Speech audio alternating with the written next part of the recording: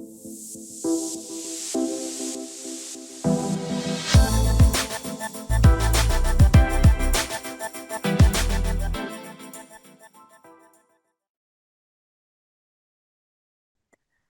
and Yali Milad, everyone. Welcome to our Brain Health webinar, a part of the Brain Matters series. My name is Sera Merali, and I'm a Master's of Physical Therapy candidate at UBC. I serve as a member of the Aging Gracefully team on the Aga Khan Social Welfare Board for Canada, and I will be your moderator for today's webinar. The goal of this webinar is to discuss valuable insights on how to improve our brain health and lead overall healthier lives. I'd like to start with a land acknowledgement, where we acknowledge the Indigenous peoples of all the lands that we are situated on today. While we meet today on our virtual platform, we would like to take a moment to acknowledge the importance of these lands, the ancestral and unceded territory of all the Inuit, Métis, and First Nations people across Canada that call this nation home. We do this to reaffirm our commitment and responsibility in improving relationships between nations and to improve our own understanding of local Indigenous peoples and their culture.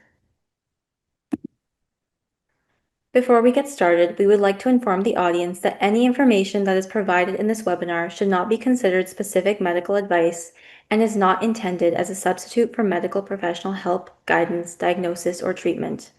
We remind our audience to seek the advice of your physician or other qualified healthcare professionals with any questions you have regarding your medical care.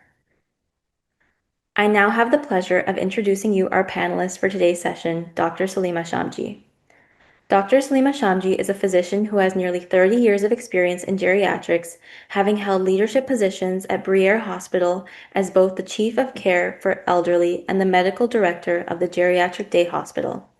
Currently, she is on staff at the Bruyère Health Memory Clinic and serves as a professor in the Faculty of Family Medicine at the University of Ottawa. Dr. Shamji combines her passions to empower others to live with intentions and thrive. Now, just to give a little bit of an introduction on brain health. Brain health refers to how our brain functions across memory, learning, emotional balance, and daily decision making. Maintaining brain health is essential for quality of life as we age, and it can be supported through a multitude of lifestyle choices. Did you know that currently nearly 800,000 people in Canada live with a form of dementia like Alzheimer's disease, and the number is thought to increase to 1.7 million by 2050? Cognitive decline is rapidly escalating in our population, and that is why it is so important that we learn how to best support our brain. Do you know someone who has dementia? Are you in your 40s or 50s and worried about the risk of developing dementia? Have you heard that you will get dementia and there's nothing you can do about it? Did you know that the changes that can cause dementia begin decades before the illness is even diagnosed? In Canada, 1 out of every 14 seniors have dementia, but it doesn't have to be that way. As I mentioned earlier, today we are joined by Dr. Salima Shamji. And when someone has a concern about their memory and wonders if they're at risk for dementia, their family doctor will likely refer them to someone like Dr. Shamji, who is a physician with nearly 30 years of experience in geriatrics and memory disorders. What makes her unique, in addition to her medical expertise and understanding of dementia, is her unique breadth of knowledge and training in other areas such as nutrition, movement, mindfulness, and lifestyle practices. Research shows that lifestyle changes can improve your overall healthy aging and may even reduce your risk of developing dementia by up to 45%. And hopefully by the end of this webinar, you will know what you can do to reduce your risk of dementia, learn about some things Dr. Shamji has implemented to reduce her risk of dementia, and learn about some surprising risks for developing dementia and how to prevent them. Just to start, I thought I could ask you, Dr. Shamji, a few rapid-fire yes or no questions about brain health. How does that sound? That's great. Yeah. Okay, awesome. So, can you reduce your risk of developing dementia? Yes. Does everyone get dementia? No. Are women more likely to get dementia than men? Yes. Are new Alzheimer's drugs going to stop the disease for everyone? No. If my parents have dementia, will I be certain to get dementia as well? No. If I exercise regularly, can I lower my risk of dementia? Yes. Are higher levels of education connected to lower risk of dementia? Yes. Can how well you look after your teeth impact your brain health? Yes.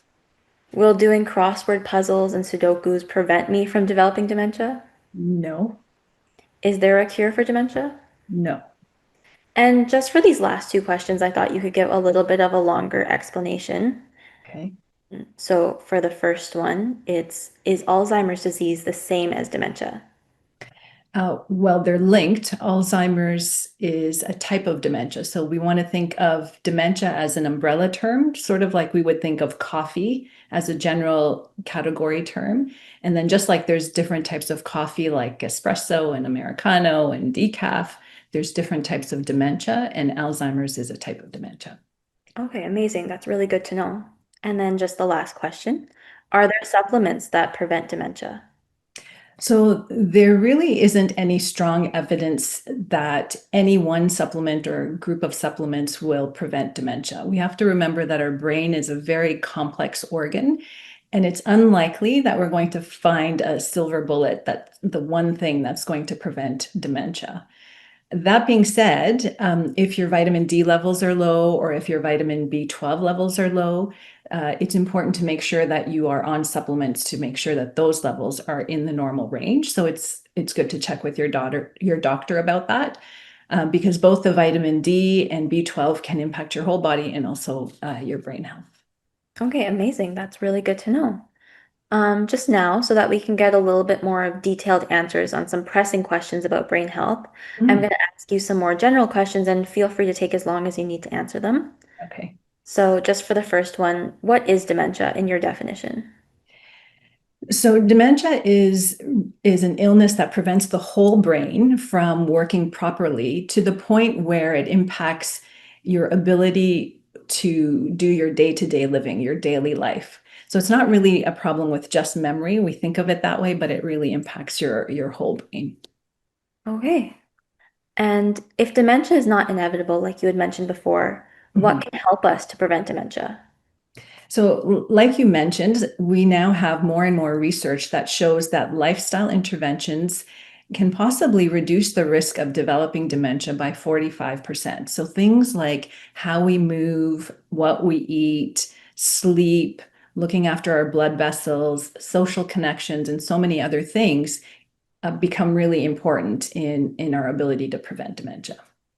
Okay, amazing. That's good to know that there is prevention out there. And kind of a more personal question, what have you done as a doctor that works in this field to reduce your own risk of dementia? Yeah, that's a good question. I would say, having worked with the patients that I worked with, they were my motivators to really make changes in my life. And I have probably made changes in four key areas. So the first one being exercise. And I've always really enjoyed movement. So it's not that I never exercise, but now I'm much more intentional in my exercise. I make sure that I'm moving every day. So I try, for example, to make sure I get in 7,000 to 8,000 steps a day. I make sure that I'm doing strength training a couple times a week. I bring in other types of movement like balance and mobility. I will make sure that if I'm sitting, that I'm not sitting for more than an hour at a time. And if I am sitting for about an hour, I get up and I move around. And then if I need to sit down, I'll sit down again. So I'm just much more intentional from the movement perspective. And then the next area would be eating, which was probably a little bit harder for me because I don't like to cook. So that became a challenge. But I really, again, became intentional in what I was eating. And I started to incorporate a lot more whole foods. I found some simple recipes that I could make quickly. I was eating a lot more plant-based foods, so vegetables, fruits, nuts, seeds, beans, legumes, those types of things. So adding those to my meals a lot more, reducing my intake of ultra-processed foods and sugar and things like that, and really focusing on making sure that my meals are a lot more balanced. Okay. And the thing that I would point out there is, it makes me always think that if we're going to, for a car, if you're going to fuel your car, you want to make sure you put in the right gasoline. Well, your food is fuel for your brain. So you want to make sure you're getting the right fuel for your brain. And then the other two areas were sleep and social activity. So sleep, again, I was just much more intentional, making sure I was getting 7 to 8 hours of sleep. And social activity, another area that was a bit challenging for me because I tend to be more of an introvert. So making sure I was more intentional and just talking to people. So talking to people when I'm waiting in line at the grocery store, making sure I'm meeting up with friends and family a lot more regularly. And yeah, those were the main areas. Okay, amazing. Those seem like really helpful differences in your own life. So kind of just to touch on each one individually, Mm. start with exercise. Can Mhm. exercise really make a difference, and why is it so helpful? Well, I would say that exercise is probably the most studied in terms of the benefit to lifestyle things that can impact brain health. And it impacts our brain health in a number of different ways. So, first of all of our movement is connected in our brain. And we see this in patients who have stroke, for example. If they have a stroke, they can't move parts of their body. So, movement is connected to the brain. So, the more we move, the more we exercise our brain. And it's not just the movement part of the brain that starts working, it's a lot of complex different areas of the brain. So we have the movement area, we have the balance, we have the coordination, we have our perception. So there's lots of different areas of the brain that are being activated when we move. And we want to keep those connections alive. So things like dancing or playing pickleball, all kinds of complex movements are really great to do for the brain. Second, when we move, we're actually increasing the circulation to our brain, as opposed to sitting when we're reducing the circulation to the brain, which is why sitting is not a good idea. So that's another benefit of exercise. And then third, when we exercise, our body actually releases a chemical called BDNF, brain-derived neurotrophic factor. And you want to think of that like fertilizer for the brain. It's a chemical that helps nourish the brain cells and keep them healthy. And exercise is one of the few ways that we can actually increase that chemical in our body. So it really, really is important to exercise. And I would encourage you, if you've not been someone that moves a lot, just start by walking and then gradually increase that to, a brisk walk, 30 minutes every day, maybe 10 minutes after each meal to help with movement after a meal and improve your blood sugar levels after a meal, which also helps with brain health. And remember that, if you can't go for a 30-minute walk, don't not go at all. Sometimes I will have just a minute when I'm working, and I will go down the stairs, go outside of the hospital, take a breath, then go back up the stairs and go on with my next patient. So every minute really counts. So whatever you can do in terms of movement is important. Yeah, that's amazing. And those are some really helpful tips. Just to move into another thing that you had mentioned. So Mhm. you mentioned you also changed what you ate. Is that just about removing sugar for your diet, or just talk a little bit more about that if you're comfortable? Yeah, so looking at our nutrition, it's not just about eliminating sugar. That's part of the component that we're looking at. But healthy eating is more about eating whole foods, eating more plant-based foods, and having more fiber in your diet. So if we look at each of those components, by eating more whole foods or real foods, we're really eliminating a lot of the chemicals and preservatives and sugar, added salt, added fat, all of these things that actually aren't healthy for our body. And it can be really tricky with food that gets processed and how our body handles it. It ends up being very different. So, for example, an apple and an orange are both whole foods. They're, real food. But apple juice and orange juice are processed, and the fiber part is eliminated from them. And so our body actually uses them in a different way, even though the box might say 100% apple juice or orange juice or fruit juice.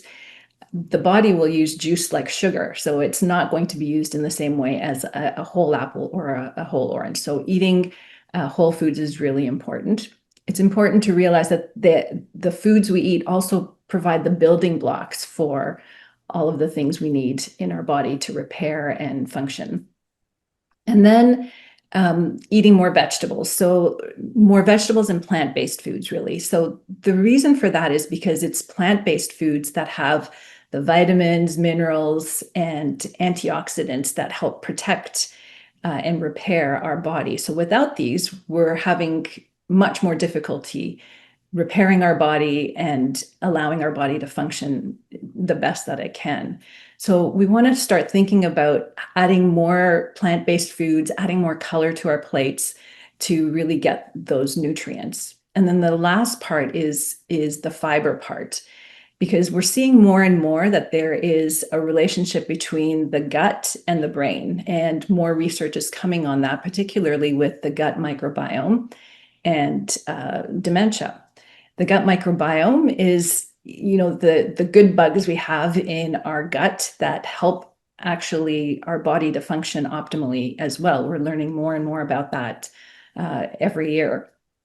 And so fiber is the food that these bugs eat in order to function, and then they help our body to function. So it's really important to make sure that we're keeping the fiber up as well.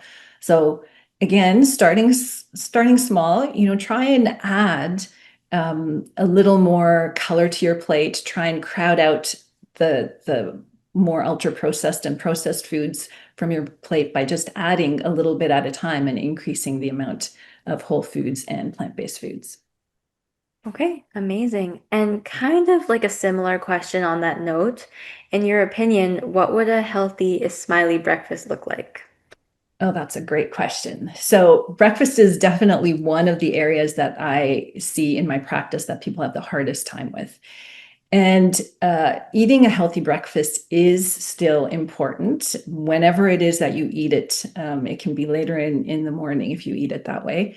But it sets the tone for the energy of your day, your blood sugar levels, the energy to your brain. And so it's really important to make sure you get breakfast right. And so for a good, healthy, smiley breakfast, I might say, make an omelet, an Indian style omelet. You can add some cilantro and some chilies and some green onions and throw in some spinach, maybe to add some of the vegetables to that. Cook it in olive oil, not butter, to avoid the saturated fats. And you could even roll it up with a rotli as opposed to bread, because the rotli will be healthier than many of the breads that are out there on the market. And then have that with a bowl of berries, and that would be a great breakfast. You could even do something like rotlo and Greek yogurt and a bowl of berries. Or if you want something that's more on the sweet side, then steel cut oats or Greek yogurt and then you top that with berries, nuts, seeds, and even if you take a teaspoon of natural honey or maple syrup, that's going to be much better for you than a bowl of cereal or the yogurt with the fruit that you get in the grocery store. So you really want to avoid things like muffins and donuts and cookies and cakes and tea and toast, which I hear a lot, and a lot of the breakfast cereals that are out there. Yeah. Amazing. Those sound like really good options. I'll have to try them. So also what you talked about earlier was sleep, but could you delve a little bit deeper into how sleep is important and what changes specifically did you make? Yes. So I was much more intentional about sleeping regularly and sleeping 7 to 8 hours. And the reason is because sleep is so important in a number of different ways. So the first thing is that it's while we're sleeping that the garbage in our brain gets cleared out. And that tends to happen when we have our deep sleep, which is the first part of our sleep, the first part of the night, really, typically between 10 p.m. and 2 a.m. So that first part is when we get most of our deep sleep, and that's when the brain cleans out all of the garbage through what's called the glymphatic system. And then the brain is also really consolidating all of the memories from the day while you sleep. So again, in that first part, when you have that deep sleep, that's when you're consolidating a lot of the facts and things that you've learned.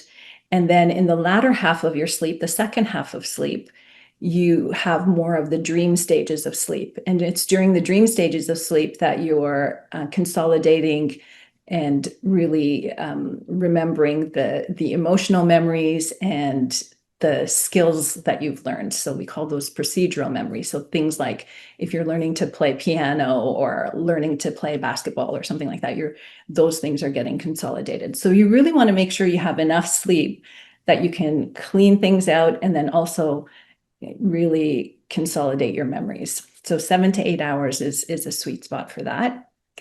I would say that there are a couple of other things that I come across in my clinic that have to do with sleep. And the first is something called obstructive sleep apnea. So this is where people, when they're sleeping in the middle of the night, they might stop breathing for periods of time. And so they're not getting enough oxygen into the brain.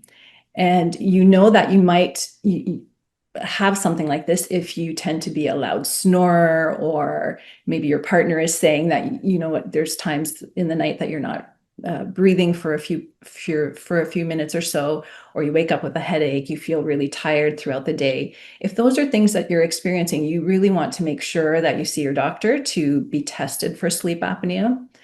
And what you can then get to treat the sleep apnea is a mask. It's called a CPAP machine, and that helps you to keep breathing and sending oxygen to your brain at night. The other difficulty that I see is that people who have sleep apnea don't use their CPAP machine, and so they're preventing their brain from getting oxygen. So if you have sleep apnea, use your mask. And then I would say the final thing that I find important about sleep is I see a lot of my patients will be on medications, whether they're over the counter things like Gravol or Benadryl, or prescribed medications for sleep. But these really tend to not be healthy for your brain. They can cause confusion. They can increase the risk of falls even. So you really don't want to be on these medications. It's important, especially long term, not to be on any of these medications. And I would see your doctor to see if there are other alternatives, one of them being cognitive behavior therapy for insomnia, which has been shown actually to work better than these medications. So it really is important to prioritize your sleep and to take it seriously. Amazing. Those are some really good tips to know. Kind of another realm you had delved into earlier was social activity. So just wondering, what does social activity have to do with preventing dementia? So, in medicine, we've sort of always known that social activity is important for overall health and brain health. But it wasn't until COVID hit where we actually saw the significant impact that loneliness and social isolation had on brain health. And so we now know that loneliness is, is really impacts your whole health, not just your brain health, your whole health. And so it's really important to make sure that you are staying socially connected.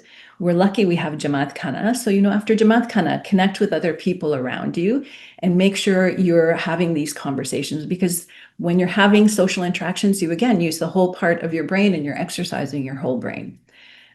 Think about maybe going for a walk with a friend, because then you're combining both the exercise and the social component, or join an exercise class with a friend, and then you're doing the same thing, combining those two benefits. So again, really important to think about that. Amazing. That's really good to know. Kind of delving out of the realms you talked about earlier, I was just wondering, what are your patients most surprised to hear about in reducing their risk for dementia when you talk to them about it? I would say that it's hearing and vision. Hearing and vision problems are both associated independently with developing dementia. So if you have hearing problems or vision problems, you want to have them corrected. I see many, many patients who have hearing problems and don't want to wear their hearing aids for whatever reason, but it's really important to wear your hearing aids at all times, even when you're home by yourself, because your brain is still working to hear all of the ambient noise around you. So it's really important to do that. But also then think about, when in your younger years, think about protecting your hearing and your vision. You want to avoid prolonged loud noise, prolonged, earbuds in your ears with the loud noise. If you're mowing the lawn, protect your ears. If you're a frequent flyer and on airplanes and trains and things like that, protect your ears, because those things can also be quite noisy. So we want to try and do whatever we can to protect both our vision and our hearing. Amazing. Those are some risks that I don't think a lot of people would have thought of, and they're really interesting to think about. And kind of on that note, what is one thing most people don't really connect to brain health? I would say here, I would pick dental health. The dentists will love me for that. But dental health, because we now know that the health of your teeth and the health of your gums is connected to your heart health. And your heart health is connected to your brain health. So there is this connection to dementia. And so it's really important to keep your teeth, your gums healthy. But also, if your teeth and gums are not healthy, you're less likely to be able to eat whole, real foods. And I see that as a problem with my patient population as well. So looking after your teeth is really important. When we think about heart health, it also makes me think about making sure your doctor is checking for your blood sugars, your blood pressure, your cholesterol levels, because you want to keep your blood vessels healthy. So all of those things are important. Yeah, I definitely don't think I would have thought of dental health as being something that connects, but it's really interesting how all those systems kind of work together. Yeah. Kind of on the topic of heart disease that you brought up, when we think of heart disease, we think of the risk that smoking brings. Does this also affect our brain health, and what other substances can affect brain health and increase the risk of dementia? So yes, smoking can definitely impact our brain health because in particular, it impacts the blood vessels, just like it does for heart health. So smoking, but also alcohol, marijuana, and other recreational drugs. They all impact the brain in different ways. And we now know that the safest amount of these substances for brain health is zero. That makes sense. Yeah, I would have to agree with that one. Um, and I guess just before we end off, is there a final tip you want to leave with our audience just about protecting their brain, reducing risk? I would say the one thing that comes to mind is a suggestion for all of us to get off of our devices a little bit more. All of the electronics and devices that we use really have started to impact our brain in so many different ways, reducing our attention span, but also reducing our connection to other people. So let's see if we can get off our devices a little bit more and connect and make those meaningful connections with others. The devices can also increase our stress levels. So stress is another thing that impacts brain health, and we want to try and do things that allow us to de-stress. If you think about it, start caring for your brain now so that in 20 years, you're still able to enjoy the life that you've created. Because what we do on a daily basis ends up shaping the quality of our life tomorrow. And no one else is going to be able to do this for us. The doctor isn't going to give us the magic pill. Our friends aren't going to, cook all the food, or family isn't going to feed you the right things. You have to do these things for yourself. So it's really important to know that you can make these changes and that these changes don't have to come all at once. Small changes, a little bit at a time. In fact, doing little things every day is better than doing one big thing, once a month. And we have lots of tools. We have the tools from the 5 to Thrive program that helps you to start with these little steps, and then you can build upon them. So it's really important to recognize that consistency is everything. And I would then challenge the audience to pick one thing today, one small thing today that you're going to do for your brain health. Write it down and write down when you're going to do it, and then just do it because your brain will thank you. Amazing. Those were some really excellent tips to leave with the Jamaat. Thank you so much. Thank you. And what you just shared was a lot of information, so I'm going to try to summarize as many key points as I can. Okay. Okay, so we talked about dementia being an illness that changes how the brain works, which then impacts how we live our life, and that there are many types of dementia, and Alzheimer's is just one type. Mhm. And just because we're getting older or our parents have dementia, it doesn't necessarily mean that we will certainly get dementia. Mhm. And there are things that we can do now to start reducing our own risk. You talked about research that shows that making lifestyle changes can potentially reduce the risk of developing dementia by 45%, which is a lot. Mhm. Knowing what you know, you have increased your exercise to make sure you move daily, you eat more whole foods, you really limit your sugar, and have eliminated ultra processed foods like cereal. You suggested that a good breakfast would be an Indian omelet, Greek yogurt, and berries, just making sure we really promote those whole foods, and that you try to cook most of your food from home. You Mhm. go to bed early and keep a regular bedtime routine, and it's important to not use over-the-counter medications like Gravol or Benadryl, as they can cause confusion, especially as you get older. Mhm. And even sleeping pills are not good for brain health long term. And if there is trouble with sleep, see your doctor to try to rule out sleep apnea or any other issues. And try a program like cognitive behavioral therapy for insomnia, which has been shown to work a lot better than sleeping pills. Yeah. You shared that connecting with others and staying socially active is very important for brain health. And it's important to protect your hearing if you have hearing loss. And it's really important to wear your hearing aids if you do have hearing aids. Mhm. Brush your teeth, take care of your dental health as they're linked to heart health, and heart health is linked to brain health. And also make sure to get blood sugar checked, blood pressure checked, and cholesterol levels checked by your doctor and make Mhm. sure that they are managed. And you mentioned that the safest amount of smoking, alcohol, or any other substances is none. And finally, you talked about managing stress, putting down your phone, taking time to really connect with others. And that the tip you left with our Jamaat is that brain health starts now, and you encourage everyone to start doing one thing for their brain starting today. Well done. Amazing. So that does bring us to the end of today's session. We would like to leave you all with some helpful resources. For the latest updates and information, please visit iicanada.org, where you'll find a variety of resources, webinars on health-related topics. And for personalized support, please contact the Access line by scanning the QR code or dialing the phone number on this slide. Finally, I would like to thank Dr. Shamji for her knowledge and her experience and everything she shared with us today. We would also like to thank our audience. We hope you enjoyed today's webinar and learned a few things that you believe can help you understand brain health. Your feedback is very, very valuable to us and helps us develop and share further programming. So we ask you to please take a few minutes to complete the evaluation survey found in the description of this video. And there's also a QR code up on the slide right now for your convenience to scan. Thank you again so much. Until next time, and Yali Madat. Thank you.